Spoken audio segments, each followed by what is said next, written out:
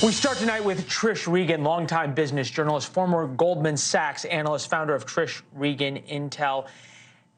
There is this disconnect, right, Trish, between a jobs report that seems really good, coming off a year where the markets were up 25%. We'll get to this week's blip in a minute. And then how everybody feels. How can things look so good by the numbers and then feel so bad to Main Street? Well, look, I mean, I think you have to think about the market as something that's rather separate, Leland, than just Main Street America. And the reason for that is, you know what? You got inflation going on. Traders know it. They want to actually bid up stock prices. And I would argue that today's report had some dicey things in it that make me a little bit more worried about inflation. But if I'm investing in the markets, I know, hey, it's game on, right? The Fed is going to leave rates low. And so there's a little bit of inflation creeping in. But markets, you know, as long as the Fed is going to leave rates low, they don't necessarily care. They're going to keep bidding up stocks like that. So I think overall, there is for sure a disconnect, but you got to remember that there's that old adage, don't fight the Fed. And that's why the market kind of likes some of this. We think about this from the perspective, at least a little bit politically, in terms of how people feel about the economy. It's the economy, stupid, going back to 1992. And Joe Biden is famous always for talking about, Union Joe, working class voters. And this is what he says every voter deserves. Take a listen. We have among the lowest inflation rates of any major economy on this earth. We're fighting a lower cost to give folks just a little bit more breathing room, my dad used to say. The line always is a little bit more breathing room. That was December 20th. People don't feel like they have breathing room. What's the disconnect between the lowest inflation rate of any major economy and how people feel?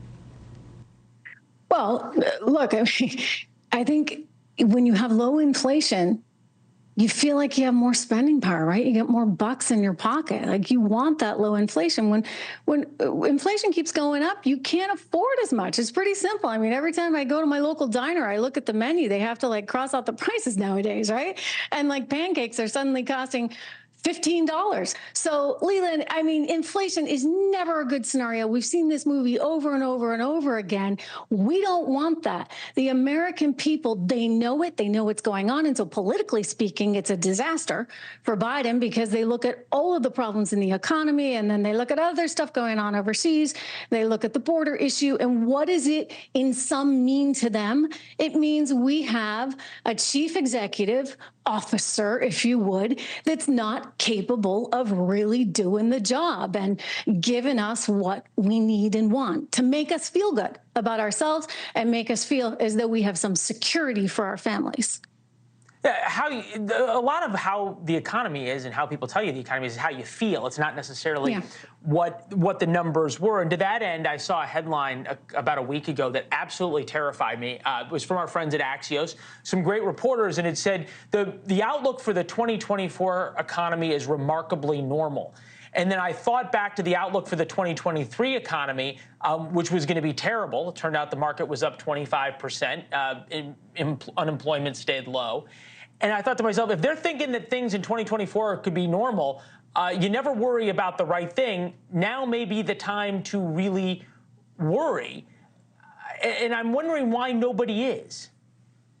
Well, I mean, the train sort of left the station, right? Everybody is on board. There's a lot of groupthink out there, both in terms of the markets and in terms of the overall economy. Look, I used to, it drove me crazy when Obama would get up there and say, oh, things are really bad. We have much more work to do, much more work to do. And I'm like, wait a second, I just saw the last jobs report and it's actually looking pretty good. Why don't you celebrate that? One of the things that Trump had going for him was he was always willing to throw a party, right? Like he'd get an economic number and he'd like, woohoo.